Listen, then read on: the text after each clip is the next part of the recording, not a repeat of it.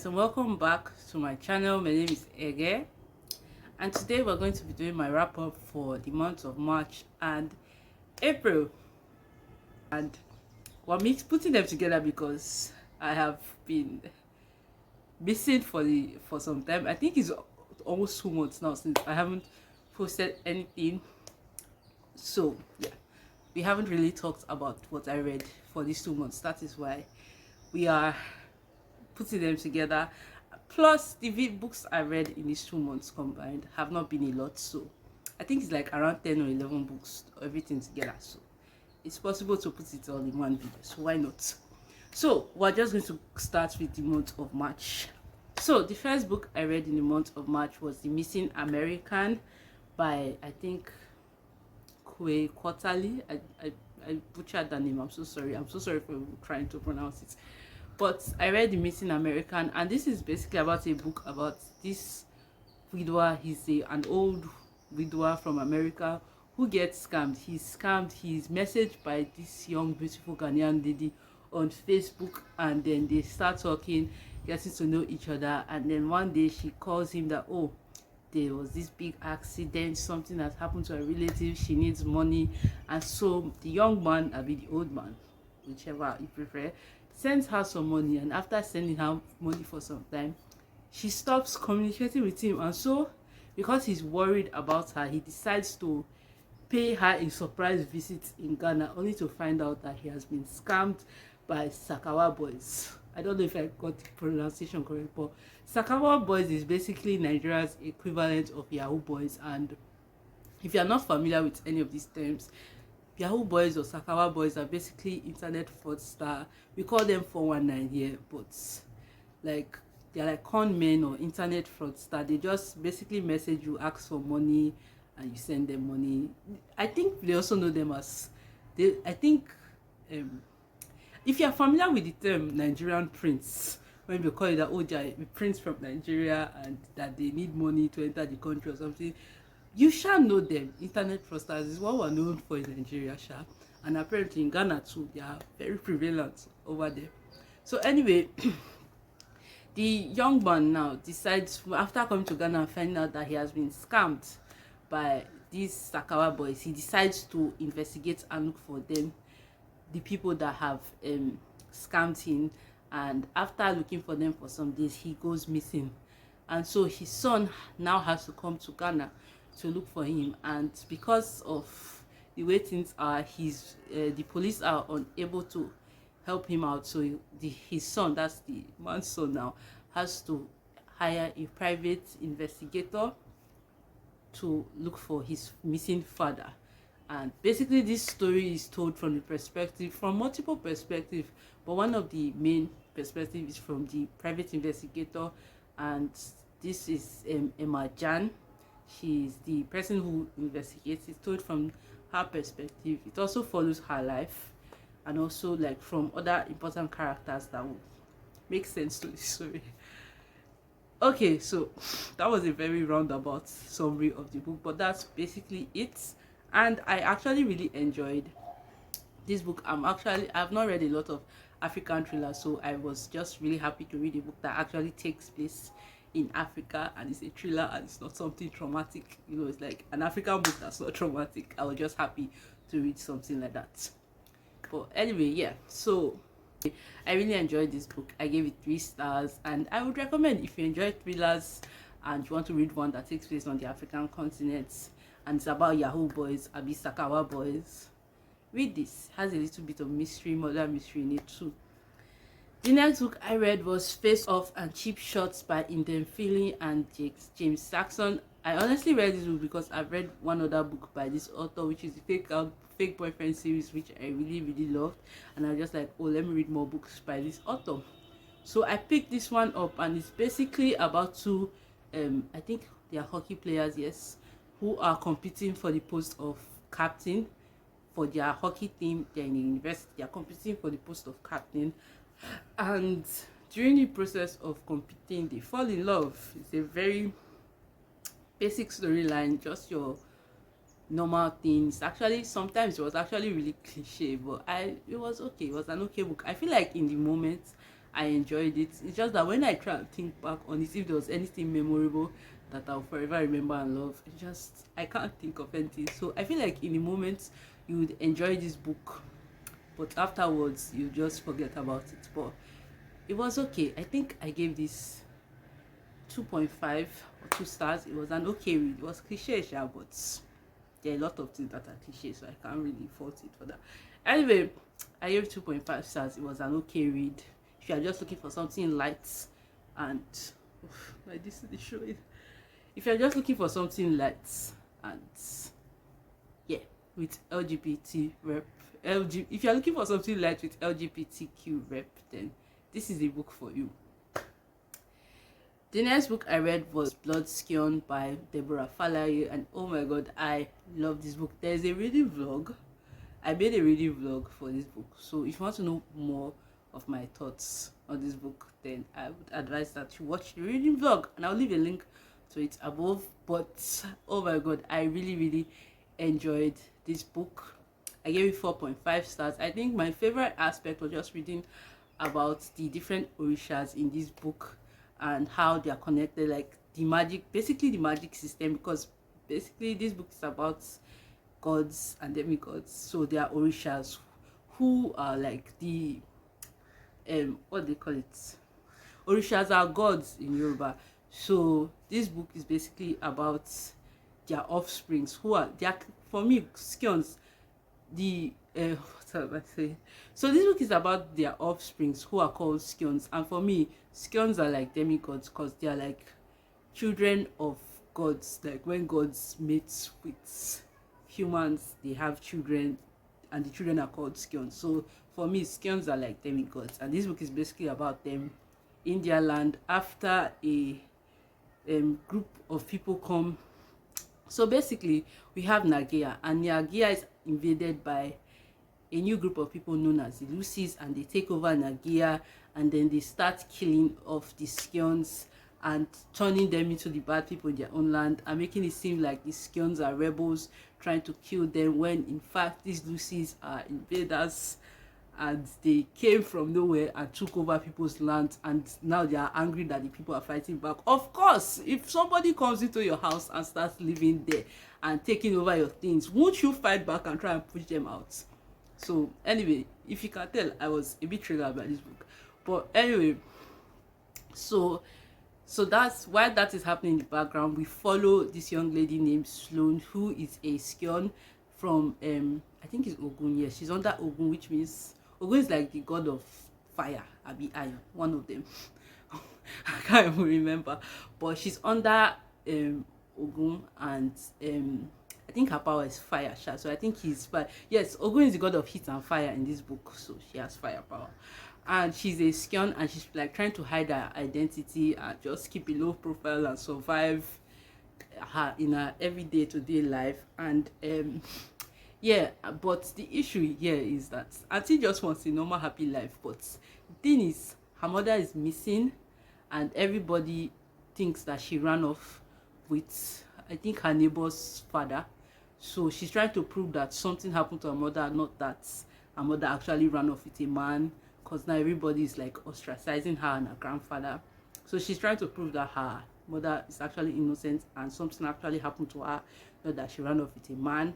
While at the same time, the army, the Lucy's army, they take children in. At the age of 15, you are eligible to join the army. So once you turn 15, you are, is it conscripted now into the army? So while trying to prove that her mother is not guilty of running away with a man, she's taken into the army, and so she has to hide her identity, try and find the secrets around her mother. Is that how they say it? Yes.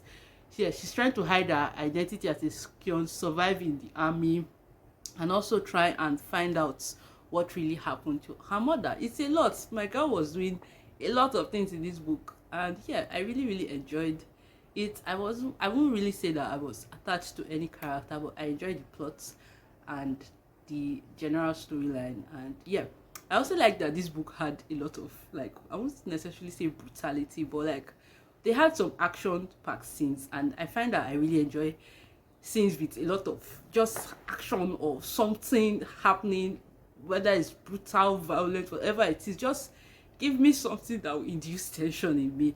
I love it. I really enjoy it. So I really enjoyed that part of this book. And I also just loved them talking about the different orishas and their different skills under them. Honestly, I wish we got more of that, like got introduced to more, and just seeing the relationship these people have with the different orishas. I wish we had more of that in the book. Anyway, apart from that, I think the only thing I didn't really like in this book was the romance. It just felt rushed and underdeveloped because it came like after 80% of the book, because the person who Sloane eventually likes, for like 80% of this book, this girl legit hates this boy, and it's justified, and I agree with her hate. But then all of a sudden, I don't even know what happened. This young man just all of a sudden just gives her one attention, looks her in the eye directly just one time, and all of a sudden my sister is feeling butterflies in her stomach, and I'm like, no, I don't like it. It's too fast. From where? Why are you falling in love already? I feel like it should have been built up slowly, not just once. Okay, before she's hating him, and all of a sudden she's in love. No, I want it to be like, at least build it up from the start. Let me know that I don't even know how to put it in words. It was just too fast for me, the way the love came out of nowhere. After hating this young man so much, now you're in love. No, sister, no. That's not how you do it. I need you to build it up for me from the start. Give me tension, give me angst, give me something to work with. Don't just throw it in my face after 80%. Okay, that's it. Anyway, I don't want to talk too much about this because there's an entire vlog dedicated to blood skills. So if you're interested in knowing more about my thoughts, please watch my vlog. I'll leave a link up. And then the next book I read was 7 Days in June by Tia Williams. Oh my god, this is one of my favorite books this year. 5 freaking stars. I love this book so much. I adore is it Shane? Abi Sean? I can't even remember their name. But I adore the two main characters in this book so much. Give me a minute, I need to remember their name. So there's Shane, Audrey, and Eva. Oh my god, Audrey is just a vibe. I love Audrey so much, and Shane and Eva, I love them. Shane has a lot of cliche pickup lines. That young man was just dropping lines left and right, and I was just like eating it up. Like, I love Shane. Eva is just a bad bitch. I love her. I love her energy. I just like every character in this book. This book was just 5 stars, chef's kiss. Everything about it was perfect.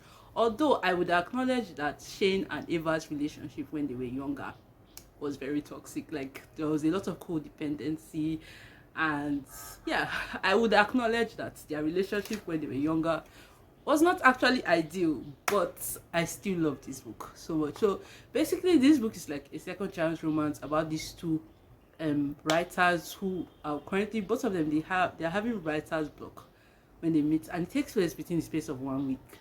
And basically, what was I saying? Eva writes multi-romance paranormal books, and I think Shane will be more in the area of literary fiction, and he's like this best-selling author. Everybody loves his work. He's really popular, really famous. Eva, in her own right, is also really popular because she has very devoted fans who are willing to follow her to the ends of the earth, which I love for her. And both of them, they're just in a stage in their life where they have zero inspiration to write, and then they meet at a writing conference again after I think 14 years or so, and the book goes from there. I don't want to go too much into detail because I feel like this is a book you should go into and experience. Like, don't read the synopsis, just go for vibes and enjoy yourself. Although I would say check for trigger warnings because a lot of things happen in this book. There's drug abuse, parental abandonment, just a lot of things happen. So definitely check for trigger warnings in this book. And also, one of my other favorite aspects of this book was just Eva's fan. I just enjoyed the fans' interaction or contribution to this book because they were kind of giving me Big Brother vibes. I don't know if everybody watching this video is familiar with Big Brother, specifically Big Brother Nigeria, or just Big Brother in general. I'm talking specifically about Big Brother Nigeria because I only watch Big Brother Nigeria because of my friend. She likes Big Brother, and I just decided to watch it with her. If not, I don't used to watch Big Brother before. Anyway, to come back to the point, it reminded me of Big Brother Nigeria or just any Big Brother. I don't know how the fans for other Big Brothers behave. That's why I'm talking specifically about Big Brother Nigeria and how these people are willing to ship like Big Brother fans, the shippers in it. My friend was a skunk. I'm talking about the one that I actively watched with her. With the last two seasons, I actively watched it with her. So those are the ones I'm familiar with. But she was a Kong Ozo and Nengi shipper. This girl was obsessed, and I was obsessed with her because she's my friend. So I just had to do the same thing for her. Anyway, she was obsessed with Ozo and Nengi, and then just the way the fans acted in this book, it just reminded me of how Big Brother people are, like the way these fans are ready to move heaven and hell for their ships. It gave me so many Big Brother vibes, and it made me remember those times when I was with my friend and they talk about Big Brother things like this, the last season that just happened, and then the season from 2020 also.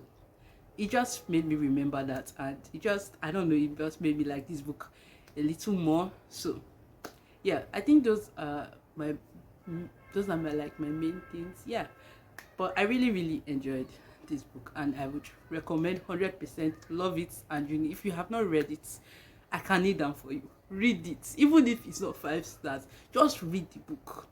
Read it because it's really good. Then the final book I read in the month of March was Kpop Confidential by I cannot remember this author's name. Anyway, so this book follows this young lady. I think her name is Candy. Yes, her name is Candy, and she lives in New Jersey, and she wants to be a singer, but her parents want her to pursue another career. I think they want her to like be into classical music or be a doctor. One of them, they want her to be like in one of these things. They don't want her to pursue a career as a musician, but she gets an opportunity to be in a group, like a K-pop group. Like she passes an audition to start as a member of an upcoming K-pop girl group in Korea, like from one of like the company that is bringing up these girls. It's like one of the most influential K-pop companies, and she passes the audition and has the opportunity to go and train for 3 months to debut in this girl group. And so after several long arguments with her parents, she's finally able to go, and we basically just follow her with her time there, studying, training to debut as a musician in this group. And honestly, I enjoyed this. I think I gave this 3.5 stars. It was an really okay read. It actually gave me a lot of insights to the woes that are faced by people that are training to be to debut as musician in this K-pop group, specifically the experiences of women, because she's a woman. And there's just, first of all, heavy trigger warning for fat phobia and body shaming, because there's a lot these girls are going through the most. And yeah, yes, that's like the biggest thing you should be like cautious about. Is a lot of fat phobia in this book, because these girls are basically, they are trained to look a certain way, and because of that, a lot of things are forbidden, and it was kind of triggering a little bit. But yeah, it's a really good book. I would recommend it to you if you're a fan of contemporary romance, and if you're also a K-pop stan, you may really enjoy this because you get a lot of the reference. That is all for the month of March, and now we will move quickly to April. Okay, so I believe I read 5 books in the month of April, so let us just quickly begin. So the first book I read was The Kite Runner by, I can't remember, Khalid Hosseini. I'm not even going to try. I'm sorry, I'm butchering these names, and I'm sorry, but I think it's Khalid Hosseini. I'm sorry if I butchered the name, but I read The Kite Runner, which can I even describe what this book is about? I honestly don't know how to describe the Kite Runner. Like, I'm legit struggling. But what was I saying? Yeah, so basically this book is about this young man who moved to America after staying in Kabul for a while, and then he decides to, wow, I can't describe this book. I don't know what to say. I'm so confused. Okay, so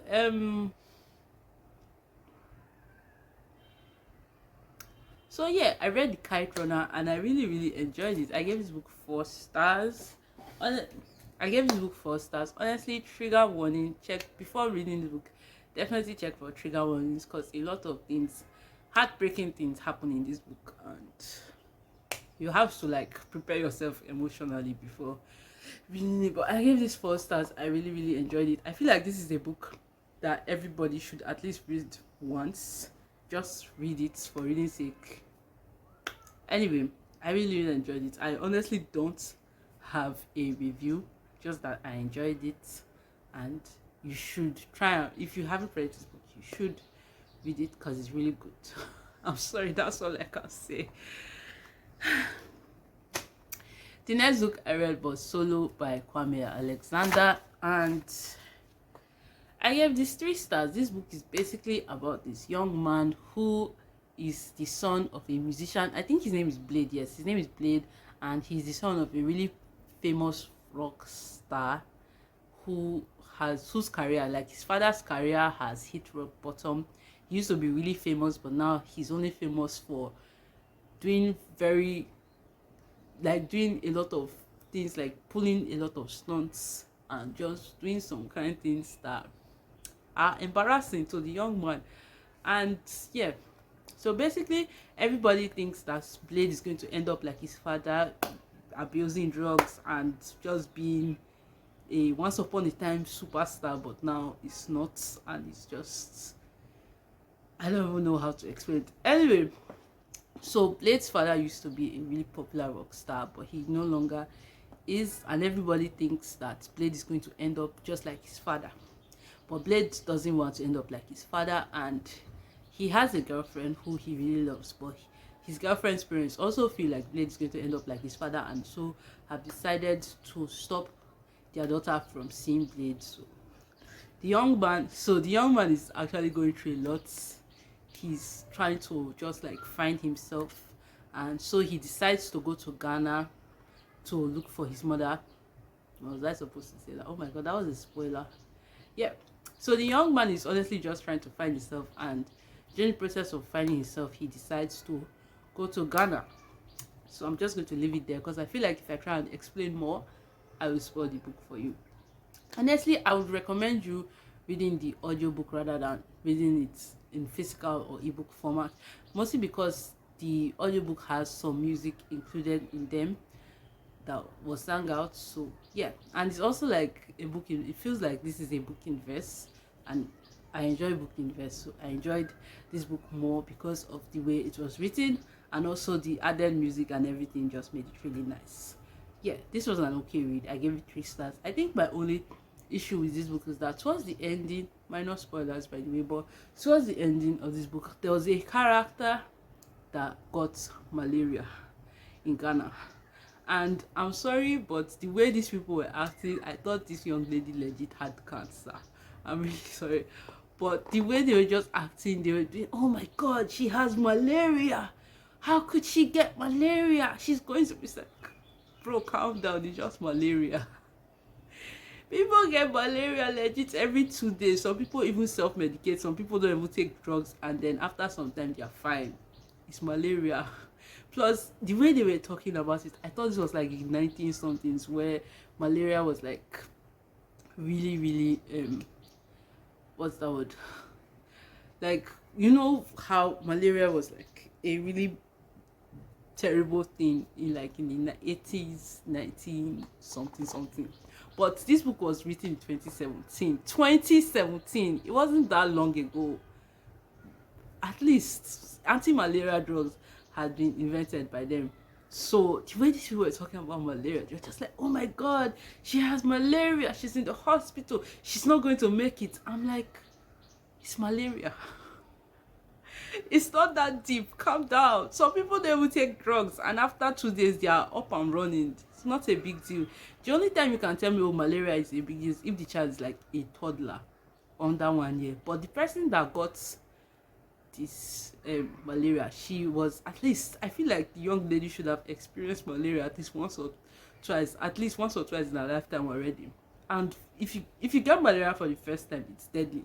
But after the first time, it's like not necessarily a normal thing, but your body will be able to fight against it even without you using drugs, except you get like a new strain or something. But let's not go into the technicalities. My point is that they were being a bit too deep with the malaria for me, and I just found it a little funny. And I just felt like, it's malaria. I know, yes, it's still deadly. Especially like malaria is even more deadly to foreigners than to people that grew up in the area. Cause from small you should have at least been bitten by malaria once or twice. And these people lived in like a village, so they should have experienced malaria once or twice. And even if like the person is really sick from malaria, I don't think it's enough to kill the person. Because the person is not like an elderly person or like a very small baby. Those are the only two exceptions. Every other thing, even if you are like hospitalized, you get better. It's malaria, it's not cancer. I'm sorry if I sound somehow, but I just thought these people were over exaggerating with the malaria a little bit. But that's all. The next book I read was Leave the World Behind by Ruman Alim. I don't know if I got the name correctly, but I gave this 1 star. This book is basically about a couple with their children who decide to go rent a house. I think is it Airbnb they call it? Me, I don't know. But they rented a house close to the countryside to just take like a small weekend vacation with the family, and then something happens and it's giving like, I don't even know how to explain. I was so confused, but like something happens and then the people who rent the apartment out to them come back and they come like in the middle of the night and they're like, hi, can we stay here for the night because we can't get to the city because something is happening. That's something exactly that's happening. Up till now I still don't know what it is. All I know is that something was happening and they had to come and stay in the house for the night. But that night eventually became days because these people, they were unable to leave because of certain reasons that I still fully do not know or understand. I shall give this book 1 star because it's supposed to be a thriller. I think it's supposed to be a thriller, but I completely missed the thriller aspect. Like even up to the ending, I still did not get it. The writing was definitely beautiful. It's just the way the author wrote this book. It was very atmospheric. You could tell that there was something wasn't right. You just know that something wasn't right. Something was up. You just feel it. And the book was kind of giving end of the world vibes. I don't know how else to put that English for you, but at the end of the day, it felt like the book was building up to something. Like throughout the book, there was a lot of tension between the family that rented this house and the owners of the house, and just a general tension. There was this build up of tension and you could just feel it that something was wrong somewhere. But then the ending of the book came and honestly for me, nothing happened. I really did not get it. I did not understand what was going on, and it was very underwhelming for me because it was like I think this book was 8 hours or 7 hours, and I just wasted 7 hours of my life listening to nothing because at the end of the day, nothing happened. I did not understand why these people could not like go, like why these people had to come back, why the owners of the house had to come back to their house in the woods, why they could not stay in the city. I did not understand why they had to come back. I did not understand why the family could not leave all this while. I did not get it. I was really trying my best to get it, but like I could not get the getting. The getting wasn't getting, and I did not know what to do. So it just felt like a big waste of time for me because what was the point? What was the reason to this book? Like that Cardi B's video where she's like, what was the reason? That was the only thing in my head after I finished the book. Because why did I waste 7 beautiful hours that I could have spent on another book that I would have enjoyed on this book just to be confused at the ending? Like, the thriller aspect of this book, I did not get it at all.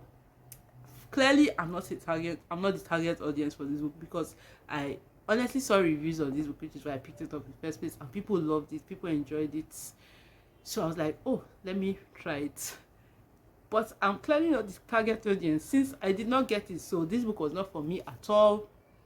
People that enjoyed this book, I'm honestly happy for you people that the point was able to come across to you. Like, people that enjoy this book, I am honestly happy for you, because you're able to get whatever it is that I did not get. And I wish you all the best in life, but I have washed my hands from this author, and I don't think I'm ever going to read anything by this author ever again. I'm just honestly happy that I did not buy this book, because this book is available in Roving Heights, the Nigerian bookstore, and it's available, and I wanted to buy it. Thank God I did not waste my money, because I would have been very upset, because the book is 6,000 naira. Imagine spending 6,000 naira on a book just to not even like, oh, you hate it. You don't even understand what you read. I thank God for my life. That's all I'll say. So, and then the final book that I read in the month of, is it April? Yes, in the month of April is The Brightest by Helen Hong. And yeah, I gave this book 3 stars. I enjoyed it to an extent. I don't even know how to categorize it, but yeah, I enjoyed this book to an extent, because yeah, so basically, yeah, this book is about Kai and Esme. So Esme meets this woman. So Esme lives in Vietnam, and one day this woman that she doesn't know from anywhere just approaches her and is like, oh, I like you, I like the way you look, I like that you look like you're attentive and hardworking. I want you to come with me to America and marry my son. And the auntie is like, okay, no problem, why not? And she follows this woman to America, mostly because she just wanted to find a way to get to America and give her daughter a good life, like make things better for herself and her family. I thought that America would be the place to have the opportunity to do so in America. And so she follows this woman to America, and then decides that, you know what, she's going to, since she's already here, why not put her mind into what she was brought here to do? And then she tries to seduce this woman's son and make him fall in love with her, so she can stay in America and give herself and her family a good life. And then there's Kai, who is the male lead in this book, and he honestly just he feels like he cannot love, like his heart is made of stone and he cannot love anybody. So yeah, that's basically it for him. He doesn't think he can fall in love with anybody, because he lost somebody really close to him, and he didn't cry at the person's funeral, and people thought it was strange that he didn't cry at the person's funeral. So people are giving him shit about it, so he just feels like maybe he can't love, so he's not going to love anybody. That's it. Anyway, so I really enjoyed, okay, I won't say really enjoyed, but I enjoyed this book. It was an okay read for me. I especially liked Kai, because I don't know, by the way, Kai is a person with autism. Can I help you? There's just certain things that this young man thinks, and I'm just like, young man, calm down. Like, he sure makes me laugh sometimes. So I liked Kai, and I also kind of liked Esme too, a little. I actually like the characters individually. I wouldn't necessarily say that I enjoyed the romance, like them together or ever. I won't necessarily say that I enjoyed that aspect, but it was still a good book though. And for smarts, I will honestly give this 2 out of 5 for steam or smart or whatever you want to call it. It was just there. It was okay. I won't really say this is a steamy read. It just has a little smart in it, like a little smart in it. Anyway, yeah, I think this was an okay read, and I guess if you're looking for something light with prep for autism and just to see POC characters in would I call this post marriage trope, I mean marriage arrangements. I mean, how do they so speak the English? Arranged marriage trope, yes. Then you can pick this up.